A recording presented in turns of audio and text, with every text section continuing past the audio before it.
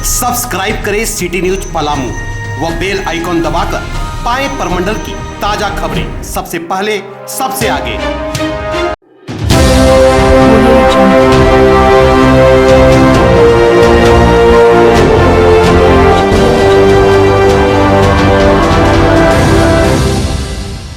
उत्तर प्रदेश के कन्नौज जिले में दो पक्षों के बीच हुए विवाद को सुलझाने पहुंचे चौकी इंचार्ज को सूचना देने वाले पक्ष ने दूसरे पक्ष के घर में बंधक बना दिया। बतलाया जा रहा है कि दोनों पक्षों के बीच विवाद हुआ था। घायल पक्ष ने पुलिस को सूचना दी थी। जब पुलिस मौके पर पहुंची तो घायल पक्ष की न सुनकर दूसरे पक्ष के घर में घंटों बैठी रही। पुलिस की कार्यशैली से नाराज घायल पक्ष की लड़की ने घर के बाहर कुंडे लगा दिया और फिर पुलिस अधिकारियों को फोन कर दिया। मौके पर महिला पुलिस के साथ पहुंचे पुलिस के अधिकारियों ने सूचना देने वाली लड़की को उल्टा हिरासत में लेकर उसकी पिटाई तक कर डाली। घटना छिबरामऊ कोतवाली के कुंवरपुर कंदौली गांव की है। यहां रहने वाले घायल शिव कुमार का विवाद पड़ोस में रहने वाले राजपाल से हो गया था। पीड़ित शिव कुमार ने बच्चों को बतलाया कि वह बहुत गरीब परिवार से आता है। पड़ोस में रहने वाले संभ्रांत राजपाल आए दिन परेशान करते हैं। आज भी इन लोगों द्वारा गाली गलौज की गई। जब इसका विरोध किया गया तो दबंगों ने लाठी डंडों से हमला कर दिया।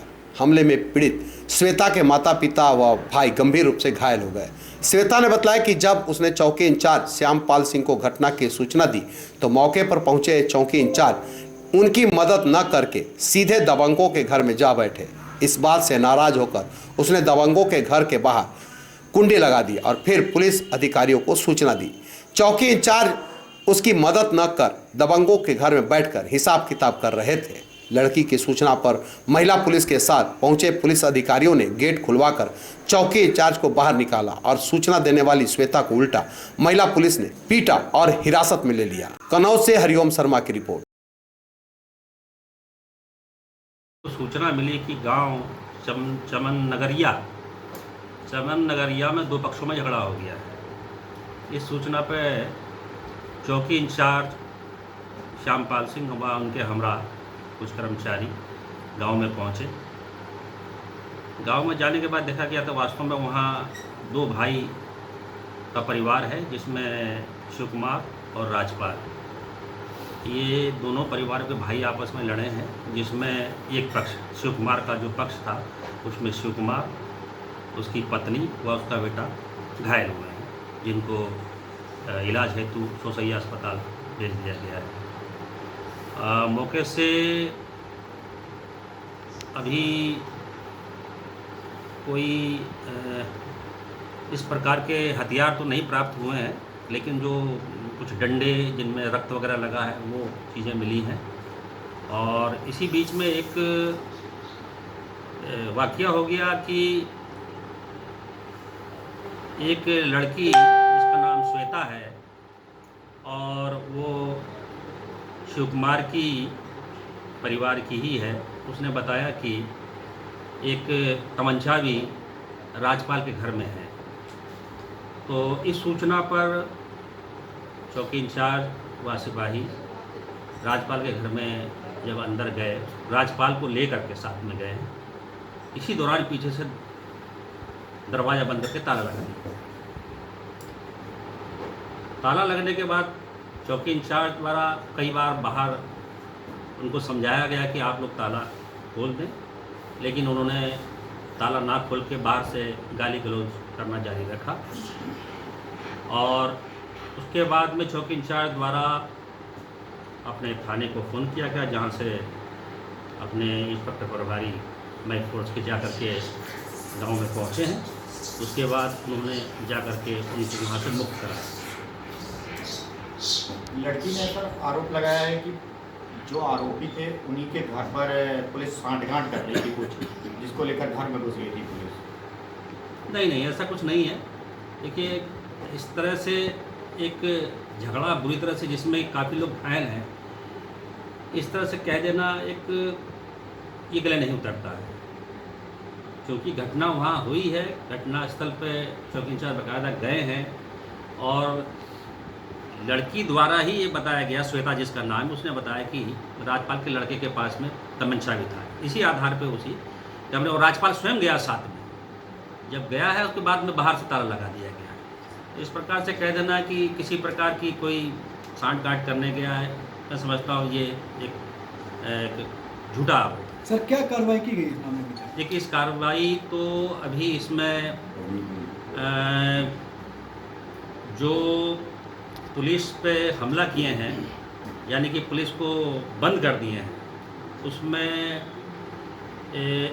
प्रदीप कुमार और उनकी पत्नी सोनी, जो कि पूरी तरह से इसमें संलिप्त है, यह है पूरी तरह से जानकारी हो चुकी है, उनकी गिरफ्तारी हुई है।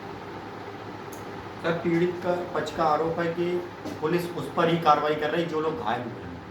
नहीं, ऐसा बिल्कुल नहीं है। देखिए, इस तहरीर जिस प्रकार की मिलेगी, उसी आधार पे इसमें बिना किसी भेदभाव के। क्या घटना हुई?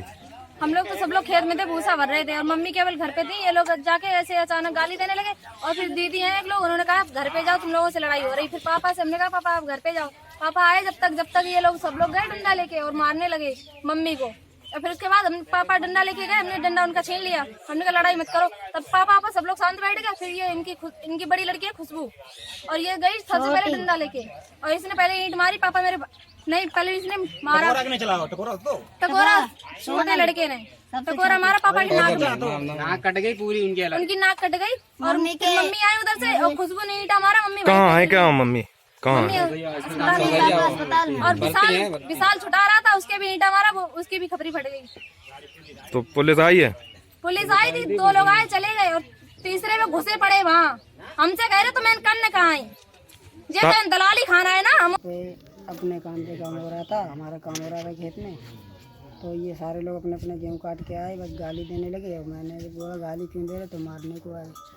तब मैंने पुलिस को सूचना की सर, तो पुलिस मेरे बुलाने की आने की बजाय उधर चली गई। उन्होंने पैसे वैसे दिए कुछ, तो बस पुलिस ने मेरी तरफ कोई कार्रवाई नहीं की, मेरे खिलाफ चली गई। यहाँ से आई वक्त चली गई, यहाँ तक देखा चली गई, उनकी तरफ हो गई। उन्होंने कुछ पैसे वैसे दिए होंगे, बस हो गया उनका।